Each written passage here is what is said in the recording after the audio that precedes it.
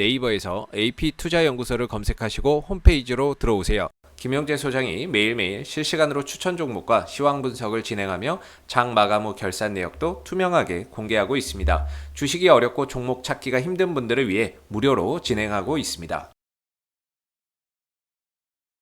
네, 안녕하세요. AP투자연구소의 임선무 팀장입니다. 오늘 알아볼 기업은 제넥신, 그리고 코드번호는 05700, 시간은 6월 22일 화요일 3시 55분을 지나가고 있습니다.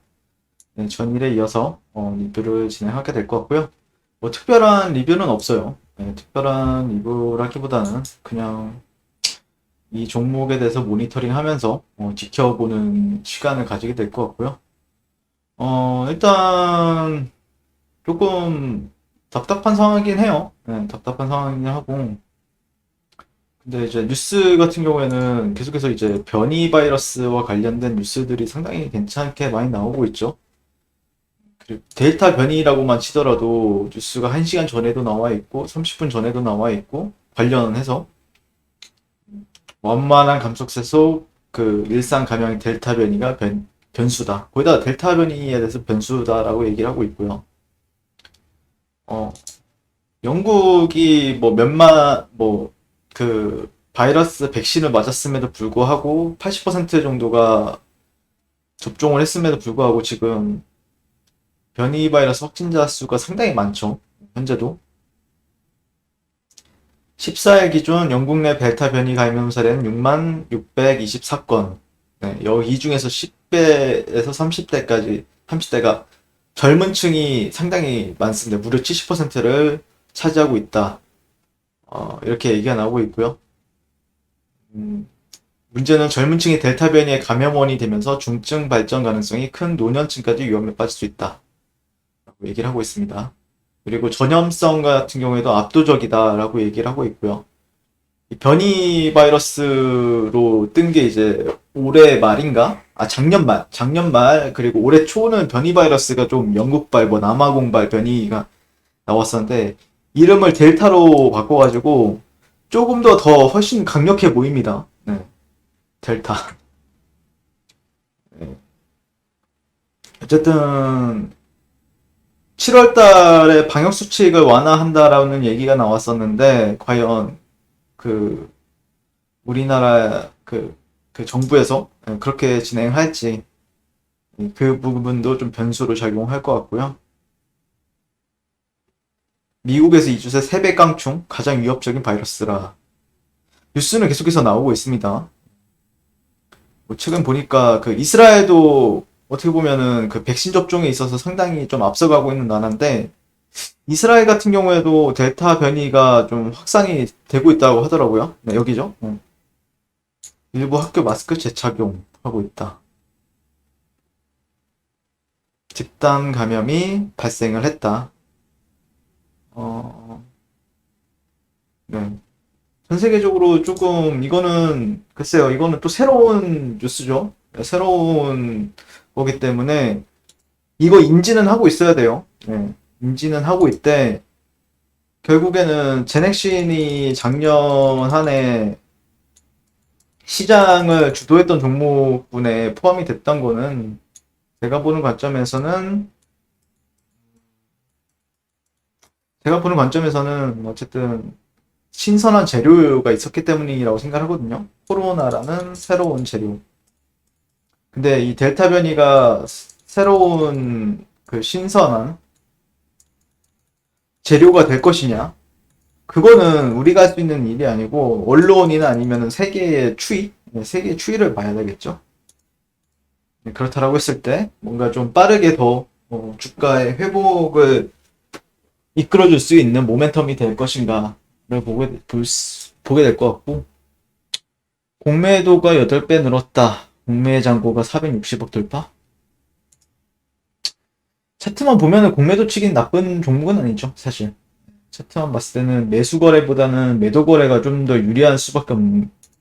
왜냐면은 딱 봐도 여기 지지와 저항에 있어서 이제는 저항점으로 작용할 것인가를 아마 되돌림 구간에서 저항점으로 작용할 것인가를 바라보는 트레이더들이 상당히 많을 거라 생각을 하고요.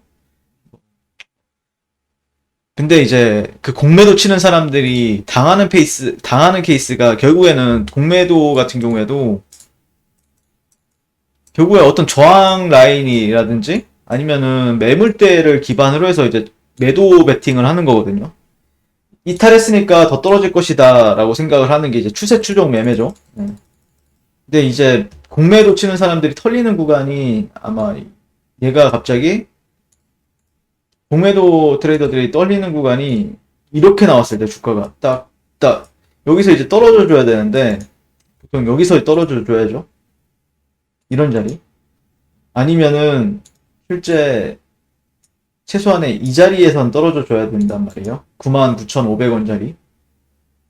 99,500원짜리에선 떨어져 줘야 되는데 제넥신이 갑자기 미친 척하고 갑자기 이런 식으로 슈팅을 쭉 주면서 99,500원짜리를 넘어서는 움직임을 보여줘요. 그러면 공매도 치는 사람들도 실제 이제 그 쇼커버링이라고 해가지고 이제 그 매수로 바꿔버리죠. 그래야 이제 본인들이 이제 로스컷이 안 나니까 바꿔버리고 그러다 보면 더 올라가요. 더 올라가다가 얘가 조정을 줄 때 그때 다시 매수로 스위칭 해버리는 경우도 많이 발생이 돼요. 이런 식으로. 그래서 지지와 저항점이 바뀌는 구간들이 있죠. 그거는 근데 개인들이 할 수 있는 일이거나 뭐 일반적인 트레이더들이 할 수 있는 건 아닌 것 같고 이런 데를 뚫어주는 거는 결국에는 주체라고 하는 뭔가 의도를 가지고 있는 세력들이 해줘야 할 일이라고 바라보고 있습니다. 네. 그래서 뭐 저 같은 경우는 천천히 봐도 된다. 완전 있긴 하죠. 네. 특별한 이슈는 없었던 것 같고요. 인도네시아에서 4분기 접종 이건 어제 말씀드렸던 것 같고 대차 잔고가 늘어난다 이런 얘기는 좀 있는 것 같고요. 어제 뭐 이제 제넥신 회사의 그 자회사인 제넥신의 이제 관계사죠. 툴젠 TNR 바이오 팹이었나? 맞네.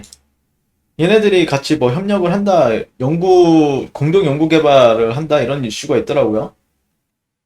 툴젠은 3D 바이오 프린팅 기업인 TNR 바이오팹과 면역 거부 극복, 유도만능 줄기세포 개발을 위해 공동 연구 계약을 체결했다라고 밝혔다. 그 TNR 바이오팹 같은 경우에 얘가 이때 상승했을 때 몇 가지 이유가 있었는데 제가 기억하기로는 그 3D 프린팅 관련해서 뭐 세계 최초로 뭔가 이런 게 있어가지고 올라갔던 걸로 기억을 하는데 툴젠이랑 또 이렇게 연구 개발한다니까 뭔가 또 잘 어울리는 거예요. 얘는 좀 낫죠. 얘는 뭔가 좀 주가 흐름이 낫죠. 여기만 지지해주면은 올라갈 느낌이죠. 아무튼 TNR 바이오팹이랑 한다 이런 이슈도 있더라고요. 툴젠 같은 경우에는 또 그 유전자 가위 그런 게 또 3D 프린팅, 3D 바이오 프린팅이랑 또 잘 상당히 시너지가 있을 것 같아요. 시너지가 있을 것 같고 기대되는 부분들도 분명히 있는 것 같습니다. 제가 바라보는 관점에서는요.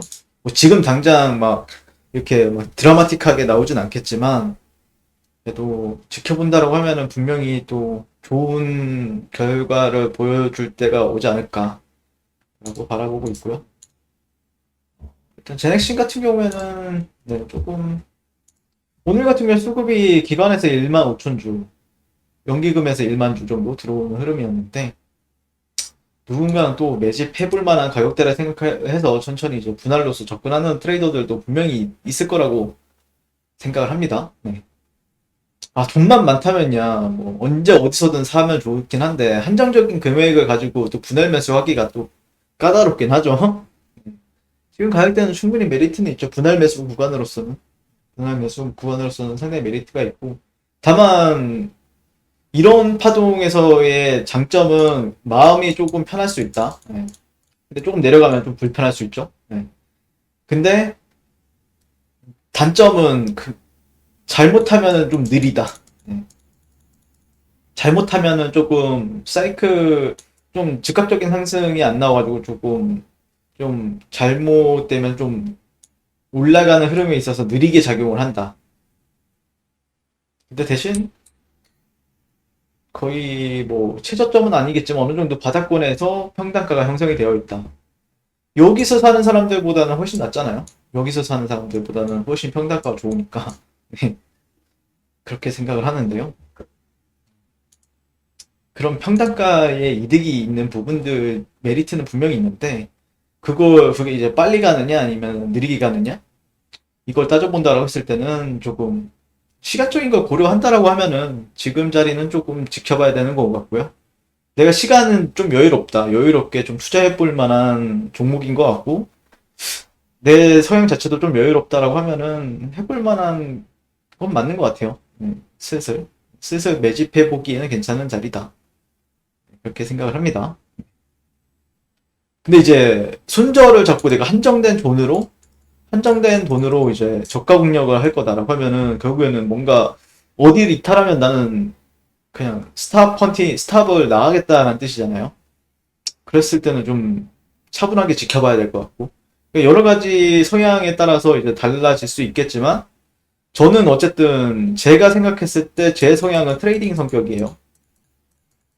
그러니까 어느 정도의 리스크를 감안하고 기대치 수익을 기대치 수익을 노리는 트레이딩의 영역을 좀 좋아하다 보니까 방송도 약간 그런 식으로 하죠. 근데 뭐 내가 그런 트레이딩도 트레이딩이지만 약간 투자자의 성격을 가지고 있다라고 하면은 나쁜 자리는 아니죠.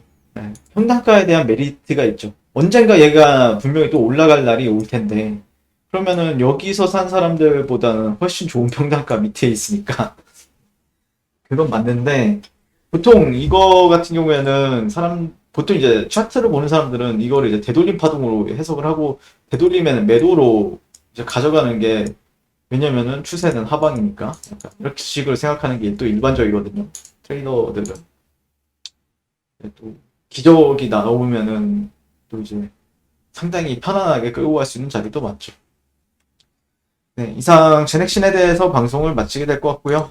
그 다음에 네이버에서 AP투자연구소 클릭하시게 되면은 저희 김영재 소장님께서 아침마다 무료 추천 종목으로 추천 도와드리고 있고요.